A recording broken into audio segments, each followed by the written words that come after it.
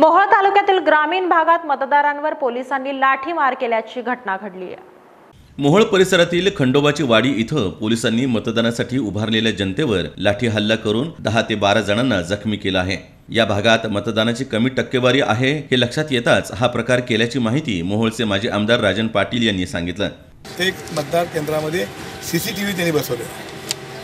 प्रत्येक बूथ जवळ कमीत कमी 25 ते 30 पोलीस त्यांनी उभा केले आणि त्या बाउंड्रीच्या आतच ज्याला आधार कार्ड आहे त्याच्याशिवाय जाऊ देत नाही अशी सगळी सिस्टीम केली असताना सुद्धा ही सिस्टीम केल्यावर सुद्धा जवळपास आताच्या मित्राला 60% पुढे मतदान झालं त्या भागात।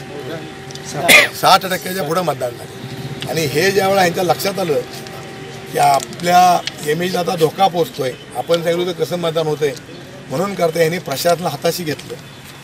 कोल्हापूर भागाचे IG आणि या इथले SP हे दोघं जण आणि त्यांच्याबरोबर असणारी। या घटनेची माहिती कळताच सुशीलकुमार शिंदे यांनी मोहोळ इथं जाऊन जखमींची विचारपूस करत पोलीस अधीक्षकांना सांगून जखमींवर उपचार करणे व मतदान करण्यासाठी त्यांना सोडण्याची मागणी केली। अधीक्षकांनीही सर्वांना सूचना दिल्या आहेत असं शिंदे यांनी माहिती दिली।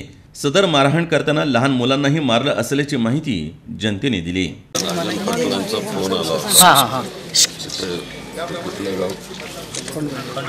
खंडोबावाडीच्या तिथं जमावावर लाठीचार्ज केला आणि खूप लोकांना लागलेलं आहे आणि त्यांना इथं पोलीस स्टेशनमध्ये काही लोकांना नेलेलं आहे।